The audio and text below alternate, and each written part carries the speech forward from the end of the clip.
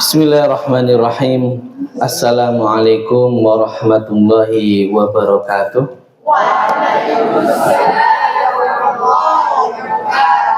Alhamdulillahirabbil alamin. Wassalatu wassalamu ala asyrafil anbiya'i wal mursalin Sayyidina wa maulana Muhammadin wa ala alihi wa sahbihi ajma'in wa la hawla wa la quwwata illa billahil alil azim.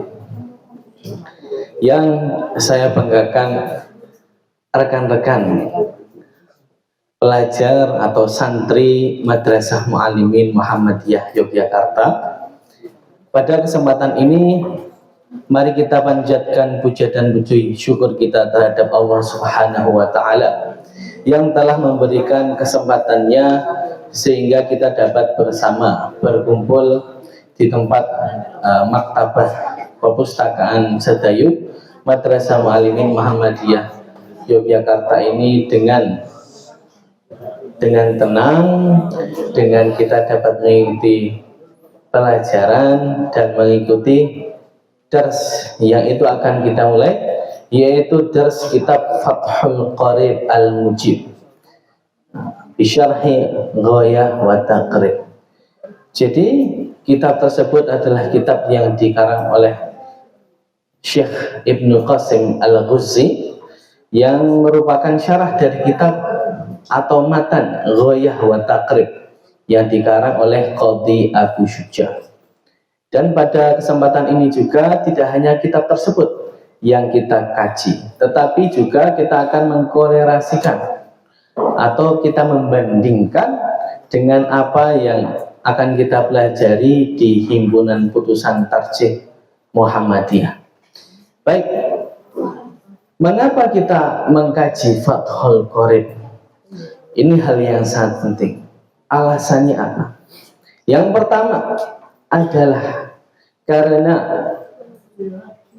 esok kelak nanti kita di kelas aliyah akan dipelajari di kelas internasional atau di kelas Qiraatul Kutub kitab yang namanya Fathul Qarib itu.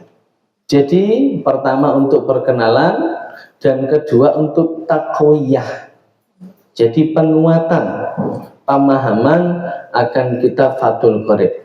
Jadi kalau kita mengulang-ulang sudah mengetahuinya, akan lebih mudah bagi kita untuk bisa membaca dan memahaminya di kelak nanti.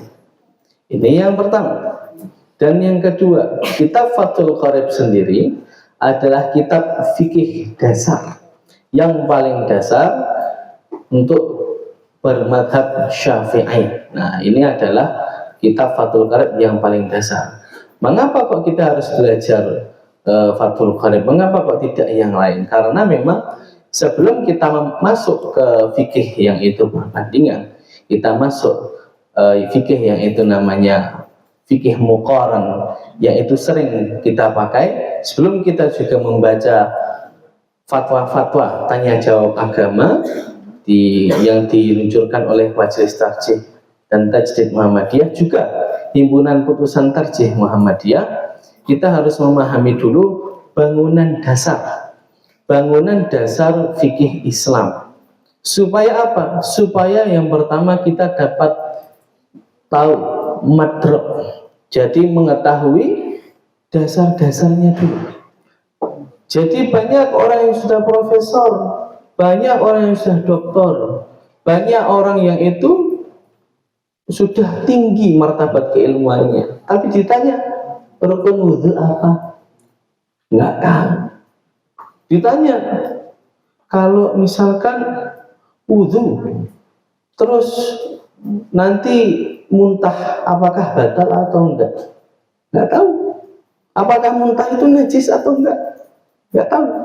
Padahal itu ilmu yang paling dasar, yang kita setiap hari berulang-ulang kali itu akan terjadi hal tersebut dalam kehidupan kita. Kalau kita tidak tahu bagaimana kita akan sholat, bagaimana kita akan beribadah kepada Allah Subhanahu wa Ta'ala, jika hal-hal yang kecil itu kita tidak tahu. Maka dari itu dipilihlah kitab Fathul Qorib karena dasar, dan kita mengetahui secara mudah apa yang ada di dalam fikih Islam itu. Itu yang kedua. Dan yang ketiga, untuk ngedrill. Apa ngedrill itu? Ngedrill untuk latihan membaca kitab. Nah, betul, itu adalah latihan untuk membaca kitab. Karena qiraatul kutub di Mu'allimin hanya berapa kali seminggu? Satu kali. Nah, ini untuk tambahan supaya mempermudah kita untuk belajar. Nah, mempermudah lagi karena memang khazanah Islam tidak semuanya diterjemahkan. Khazanah Islam yang sangat luas tersebut masih banyak yang itu turas asli berbahasa Arab. Maka dari itu kita harus mengetahui bahasa Arab, mengetahui cara membaca kitab, mengetahui caranya apa sih maknanya ini kalimat, apa artinya. Kalau tidak tahu, gimana kita mau menyelami khazanah Islam yang sangat luas tersebut. Maka dari itu ini sangat penting untuk kita ketahui bersama. Jadi silahkan dibuka kitabnya dan dibaca supaya kita mengetahui. Terus selain itu kita mengkorelasikan dengan yang keempat adalah kita mengkorelasikan dengan himpunan putusan Tarjih Muhammadiyah supaya untuk mengetahui ma'akhidul ahkam. Jadi HPT ini diambil dari mana? Jadi rumusan HPT kok bisa seperti ini? Itu gimana ceritanya? Jadi hukum ini sudah diputuskan oleh imam-imam siapa sebelumnya? Dalilnya apa? Kok bisa seperti ini? Bagaimana? Nah, ini penting karena kita Mu'allimin adalah sekolah kader ulama, zu'ama dan umara. Dan seorang ulama, bahkan menjadi pimpinannya ulama, harus mengetahui benar-benar caranya. Ini asalnya hukum yang ada di HPT. Ini dalilnya yang ada di HPT. Ini ada khilaf seperti ini, yang benar seperti ini karena dalilnya seperti ini. Nah, kita belajar Fathul Qorib itu untuk seperti itu, untuk tahu. Nah, untuk mengarah ke sana supaya kita ini bisa kelak nanti menjadi mubalik, yang itu mendakwahkan himpunan putusan tarjih dan juga fikih-fikih Islam. Nah, ini supaya kita mengemban misi sebagai ulama dan umara, bahkan pemimpinnya para ulama. Nah, seorang pemimpinnya ulama harus tahu itu. Ini adalah beberapa alasan yang penting untuk mengetahui untuk mengapa kita belajar kitab Fathul Qorib Al-Mujib, supaya dapat kita menguasai 4 hal tadi yang telah kita sebutkan. Baik, rekan-rekan yang saya banggakan, Masya Allah, ini hari pertama sudah banyak sekali ini. Ya, sudah dari kelas A, 2A sampai 2B ya, 2 lower B sudah ada semua. Ada kelas 3 di sini. Kelas 3 belum ada ya. Kelas 3 beneran enggak? Nah, jadi semoga nanti kita tambah ramai dan rekan-rekannya juga diajak, karena mengajak kebaikan itu kita mendapatkan pahalanya. Jadi ini hal yang sangat penting untuk kita ketahui. Baik, untuk selanjutnya yang terpenting untuk kita lakukan dalam kajian ini yang jelas adalah membawa catatan. Nah, seperti yang sudah kita tekankan berulang-ulang, al-ilmu shaydun wal kitabatu qayyiduhu. Ilmu itu adalah shayd, ibarat hewan buruan. Insya Allah sudah hafal semua ya. Wal kitabatu qayyiduhu, dan tulisan adalah ibarat tali pengikatnya. Maka dari itu, qayyis suyudaka bil haibalil wathiqah, maka ikatlah hewan buruan kalian dengan al-haibal atau tali yang itu kokoh, tali yang itu kuat. Faminal hamaqah, maka adalah bagian dari kebodohan antasida ghazalatan, kalian itu memburu hewan buruan watat serukaha taliqah, tapi tidak diikat. Jadi gila, seperti halnya ilmu. Nah ini, maka dari itu bawalah catatan untuk mencatat. Lebih bagus lagi punya kitabnya, karena kita dapat mencatat di kitabnya. Nah, itu lebih baik lagi. Kalau ini kitabnya perpustakaan, jangan dicoret-coret. Coret-coretnya di buku. Nanti kalau mau coret-coret, beli sendiri. Baik, itu adalah hal yang perlu kita ketahui dalam mukaddimah. Sebelum mukaddimah, dalam mukaddimah ini, sebelum kita masuk kitab, sebelum masuk pembahasan tentang basmalah, kita harus mengetahui beberapa hal yang sangat penting untuk kita ketahui sebelum kita masuk terhadap pembahasan kitab. Yang pertama adalah tentang pembahasan tentang latar belakang kitabnya. Pembahasan tentang latar belakang kitab, mu'alif, dan begitu pula juga madhab Syafi'i itu sendiri. Karena kitab tersebut adalah kitab yang bermadhab Syafi'i, mu'alifnya juga Syafi'i. Bagaimana ceritanya? Kok ada kitab tersebut? Itu yang pertama, pembahasan tentang madhab Syafi'i. Dan yang kedua adalah pembahasan tentang al-ahkam. Nah, tentang pembahasan tentang hukum. Karena hukum ini juga sangat penting. Karena fikih ini kita membahas tentang hukum praktis. Hukum praktis yang 5. Apa hukum praktis yang 5? Yang pertama ada wajib, yang kedua ada apa? Ada mandub, yang ketiga ada mubah, yang keempat ada karohah, yang kelima ada haram atau hurmah. Jadi kita harus tahu maksudnya hukum ini apa. Itu adalah pembahasan yang kedua. Yang pembahasan yang ketiga adalah pembahasan tentang yang namanya mabadiul asyrah. Jadi mabadiul asyrah, apa itu mabadiul asyrah?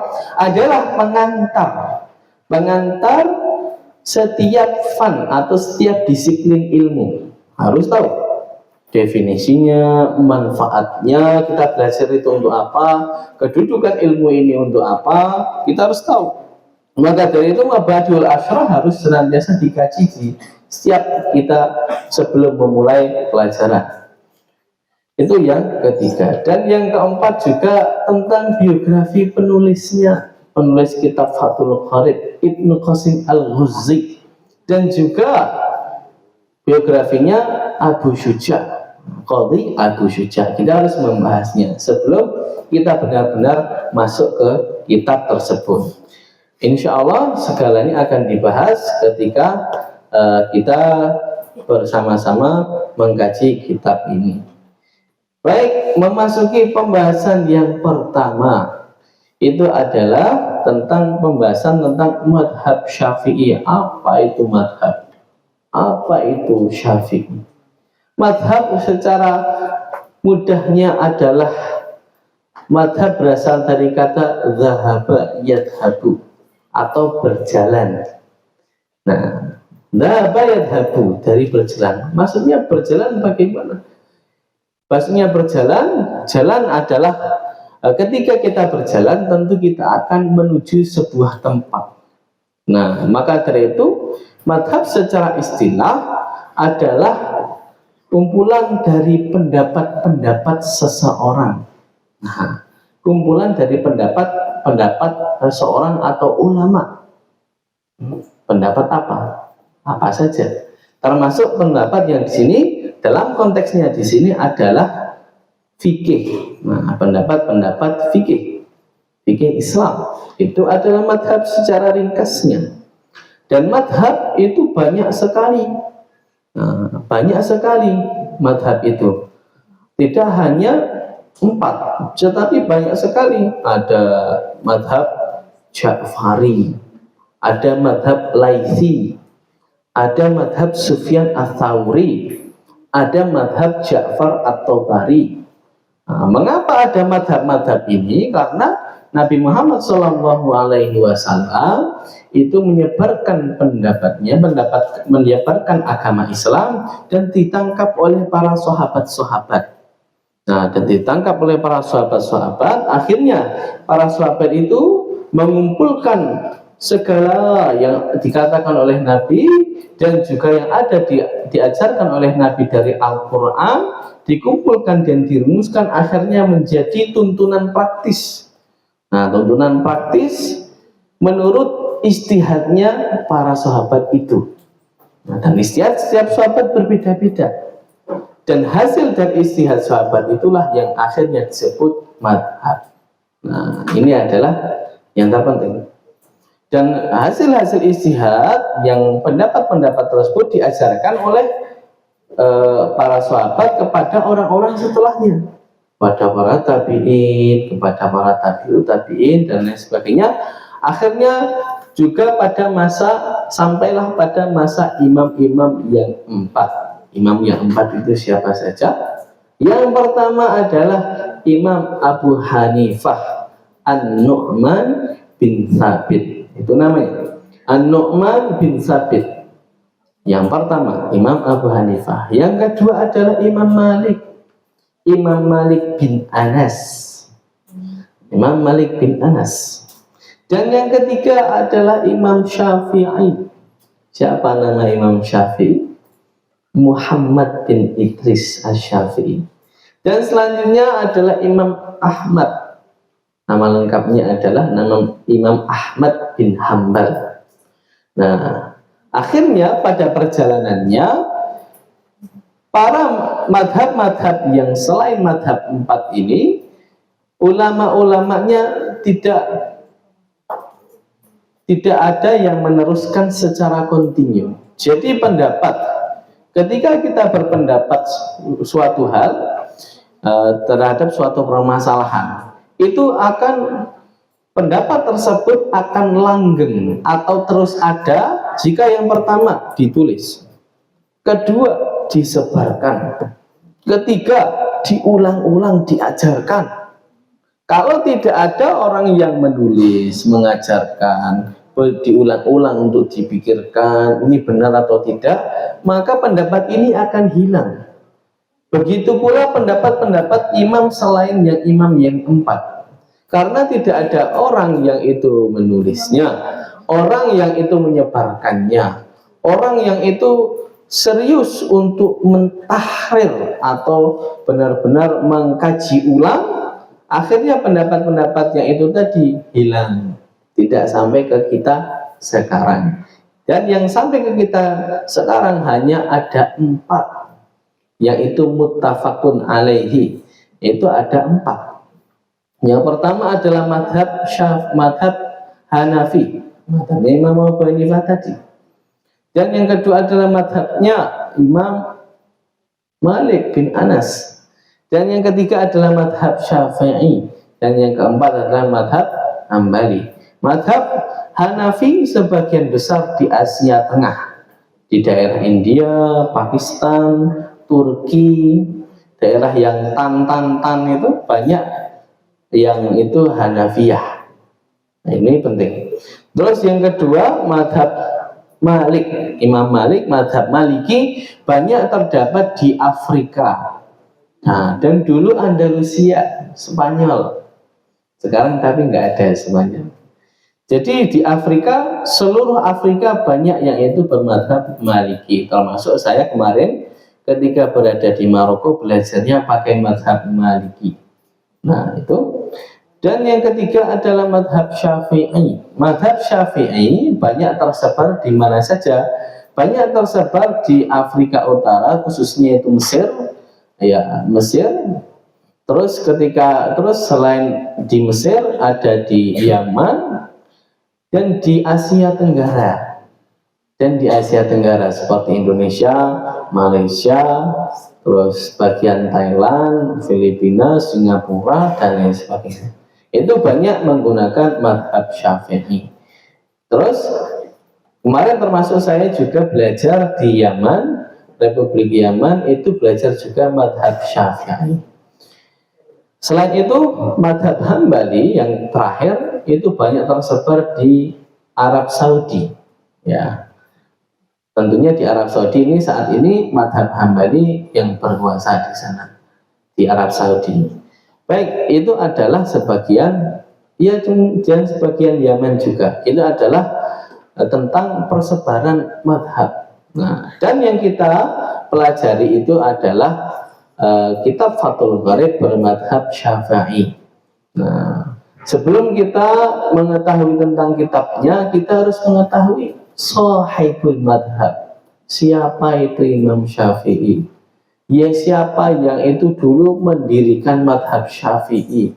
Bagaimana orangnya dan posisi keilmuannya dalam Islam? Kita harus tahu. Baik, yang pertama kita harus mengetahui siapa itu Imam Syafi'i. Dalam kitab Taqrirat As-Sadidah fil Masaili Al-Mufidah karangan Habib Hasan bin Ahmad bin Muhammad Al-Kaf, itu diterjemahkan, itu ditulis secara ringkas, terjemah atau sirah dzatiyah atau biografinya Imam Syafi'i. Ini ditulis awalan muassisul madhab. Yang pertama adalah tentang muassis atau pendiri madhab. Huwa Muhammad ibnu Idris Asy-Syafi'i Al-Muttalibi. Namanya itu. Namanya Imam Syafi'i siapa? Muhammad bin Idris Asy-Syafi'i Al-Muttalibi.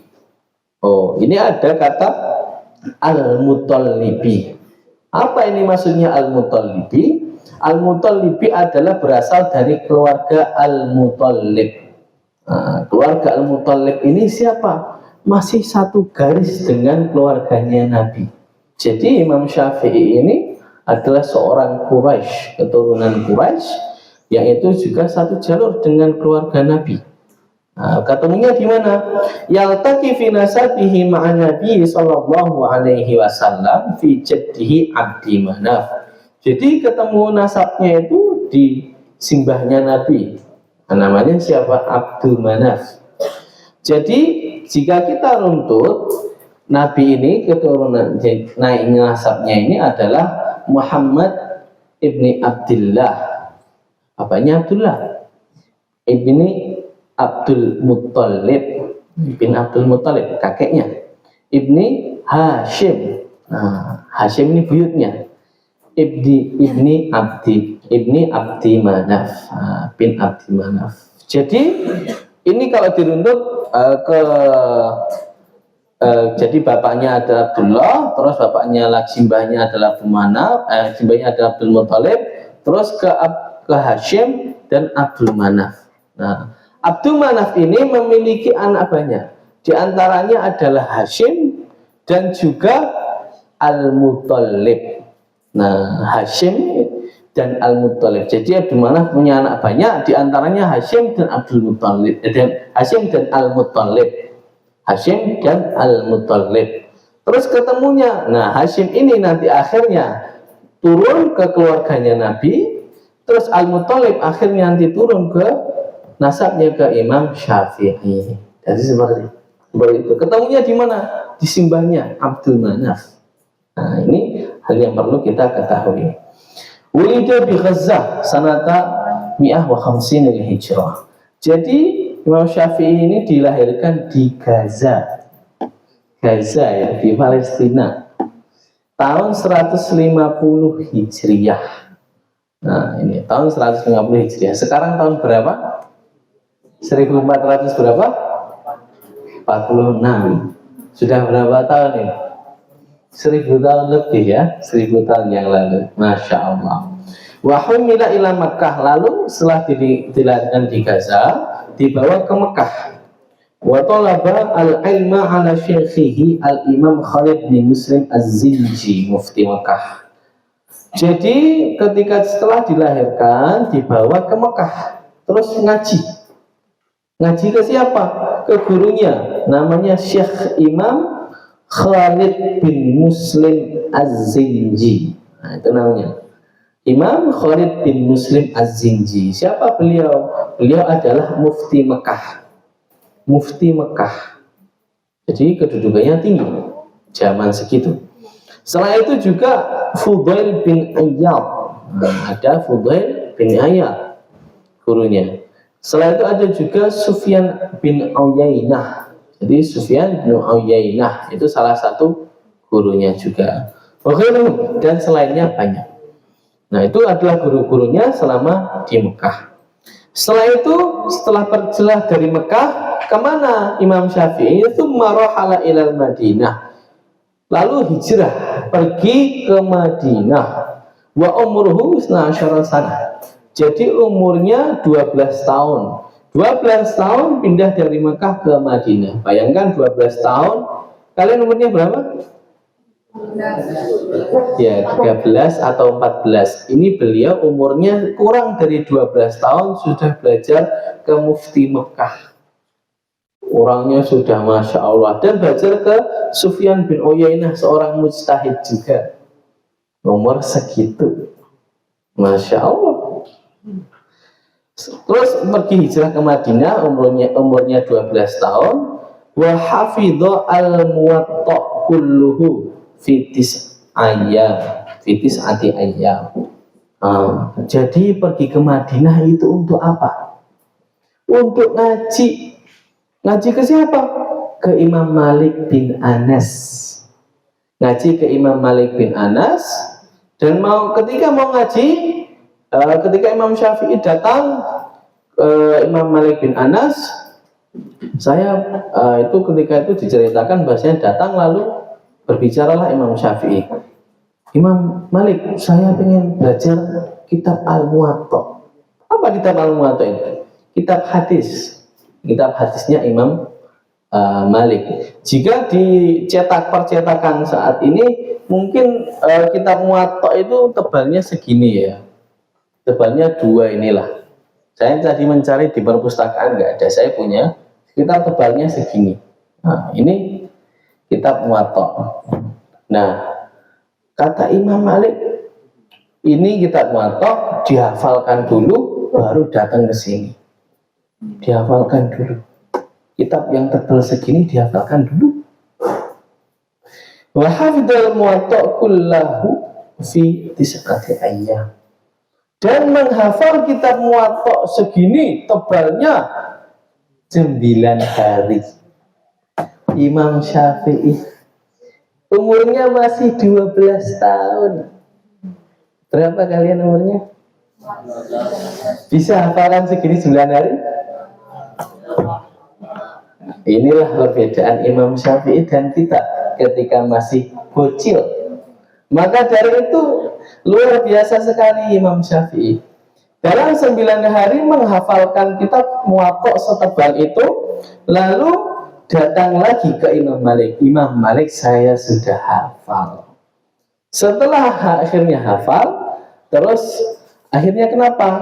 Nah, terus akhirnya pergi lagi. Akhirnya silahkan saat ini baru boleh ngaji. Itulah Imam Syafi'i. Summa akhadha 'anil Imam Malik hatta sara a'lamatul labi. Lalu menjadi talib atau pelajarnya Imam Malik sampai muridnya Imam Malik sampai menjadi murid yang paling a'lam, paling pinter. Nah, wa akhadha an ahli Madinah wa Makkah. Lalu Imam Syafi'i juga mengambil dari ulama-ulama ahli Madinah, penduduk Madinah dan Makkah. Wa ta'ahhala lil fatwa wa huwa fil khamisati asyar min umrihi. Dan Imam Syafi'i boleh berfatwa dalam urusan agama ketika itu umurnya 15 tahun. Kalian berapa umurnya? Sudah bisa berfatwa. Fatwanya maka dari itu jangan berfatwa ya. Nanti menyesatkan nanti. Inilah Imam Syafi'i, keren sekali. Ma'a ma'rifatihi bi asy'aril arab wa ulumil lughah hatta Jadi Imam Syafi'i selain belajar tentang bahasa, tentang fikih dan lain syariat semuanya, juga Imam Syafi'i adalah imamul lughah, imam bahasa. Ini penting. Hatta innal asma'i rawiyatu asy'aril Arab istafada minhu wa akhadha anhu asy'ara qabilata Bani Hudzail. Jadi ketika itu Imam Syafi'i menghafalkan syair-syair Bani Hudzail. Jumlahnya banyak sekali. Mungkin ribuan, ratusan ribu, atau bahkan bisa jutaan. Jadi banyaklah yang dihafalkan Imam Syafi'i itu. Syair-syair. Jadi Imam Syafi'i juga tidak hanya ahli dalam syariat, tetapi dalam bahasa. Imam Syafi'i adalah imamul lughah. Nah, sampai Imam Asma'i itu salah satu periwayat syair itu mengambil riwayat dari Imam Syafi'i. Maka dari itu Imam Syafi'i adalah salah satu imamul lughah, imam bahasa Arab. Maka dari itu kata-katanya yang dikeluarkan Imam Syafi'i itu pasti fasih. Jadi fasih. Inilah Imam Syafi'i. Terus Imam Syafi'i setelah menguasai apa yang ada di Mekah dan Madinah, pergi kemana? Pergi ke Yaman. Ke Yaman, ke selatannya Mekah dan Madinah. Bagaimana kisahnya di Yaman? Di Yaman ini Imam Syafi'i akan bertemu dengan guru-guru yang luar biasa. Ceritanya bagaimana? Insya Allah akan kita ceritakan minggu depan. Dan kita tunggu kehadirannya di sini bersama-sama. Tayyib hayanah tatim dirasatana bi qiraati kafaratil majlis. Subhanallah wa bihamdika asyhadu an la ilaha illa anta astaghfiruka wa atubu ilaik.